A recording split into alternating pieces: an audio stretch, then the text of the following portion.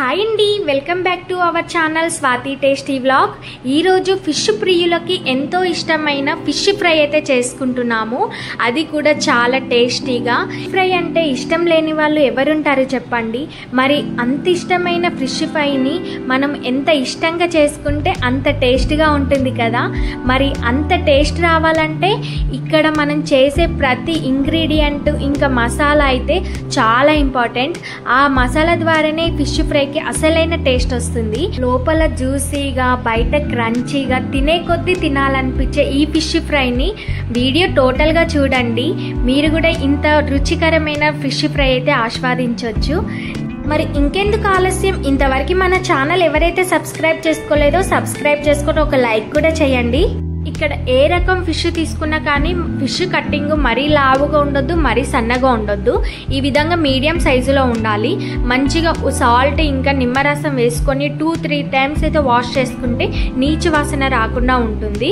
ఇప్పుడు ఫిష్ ఫ్రైకి మనం మసాలా రెడీ చేసుకుందాము. ఇక్కడ 2 టేబుల్ స్పూన్ ధనియాలు, 1 టేబుల్ స్పూన్ జీలకర్ర, 1/2 టేబుల్ స్పూన్ మెంతులు, 1/2 టేబుల్ స్పూన్ ఆవాలు, 4-5 లవంగాలు వేసుకొని లో ఫ్లేమ్లో పెట్టుకొని రోస్ట్ చేసుకోవాలి. ఇది ఇక్కడ మనకు మంచిగా ఫ్రై అయింది కదా. ఇప్పుడు స్టవ్ ఆఫ్ చేసుకొని చల్లారంగానే ఇంకా మిక్సీ జార్లో వేసుకోవాలి. ఇట్లా మిక్సీ జార్లో వేసుకున్నాక ఇందులోనే మనం 4-5 పచ్చిమిర్చి, కొద్దిగంత కొత్తిమీర వేసుకొని అందులో 4 వెల్లుల్లి రెబ్బలు వేసుకొని ఇప్పుడు 2 టేబుల్ స్పూన్ కారం వేసుకోవాలి. ఇక్కడ మీ స్పైసీ తగ్గట్టు మీరు వేసుకోండి. ఇక్కడ 1/2 టేబుల్ స్పూన్ పసుపు, ఇంకా 1 టేబుల్ స్పూన్ సాల్ట్ కూడా వేసుకొని కొద్దిగంతే వాటర్ వేసుకొని ఇంకా మూత పెట్టి మెత్తటి పేస్ట్ లాగైతే చేసుకోవాలి. ఈ విధంగా మెత్తటి పేస్ట్ అయింది కదా. ఈ మసాలాని ఇప్పుడు మనం వేరొక ప్లేట్లో తీసుకుందాము. ఇందులో వేసే ప్రతి ఒక్క ఇంగ్రీడియంట్ మిస్ అవ్వకుండా వేస్తే టేస్ట్ అయితే చాలా బాగుంటుంది ఫిష్ ఫ్రై. ఇప్పుడు ఇందులో మనము 1 టేబుల్ స్పూన్ అల్లం వెల్లుల్లి పేస్టు, 1/2 లెమన్ రసం అయితే వేసుకోవాలి.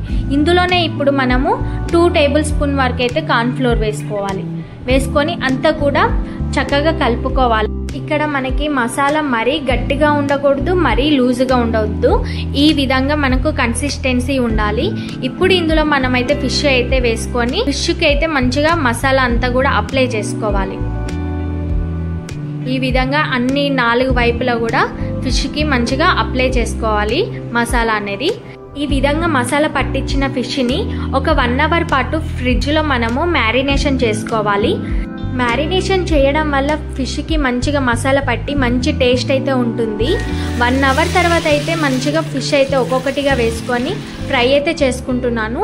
అయితే ఇక్కడ ఫిష్ వేయంగానే మనము గరిట పెట్టకూడదు. ఒక 5 మినిట్స్ తర్వాత ఒకవైపు కాలంగానే మరోవైపు అయితే టర్న్ చేసుకోవాలి.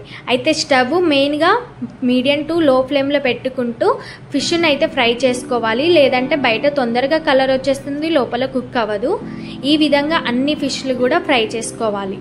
ఇక్కడ చూడండి మనకు ఫిష్ అనేది ఫ్రై అయిపోయింది. ఇప్పుడు ఒక్కొక్కటిగా తీసుకొని పక్కన పెట్టేసుకుందాము. అంతేనండి, ఎంతో రుచికరమైన ఫిష్ ఫ్రై అయితే రెడీ అయిపోయింది. ఈ విధంగా మీరు ఒక్కసారి ట్రై చేసి చూడండి, మీకైతే చాలా బాగా నచ్చుతుంది. తినే కొద్దీ తినాలనిపిస్తుంది ఇలాంటి ఫిష్ ఫ్రై అయితే.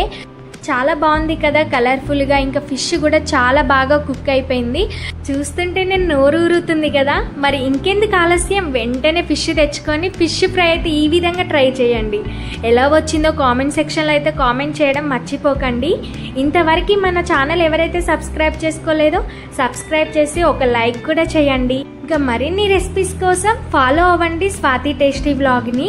ఇంకా మీకు ఎలాంటి రెసిపీస్ కావాలో కామెంట్ సెక్షన్లో కామెంట్ అయితే చేయండి.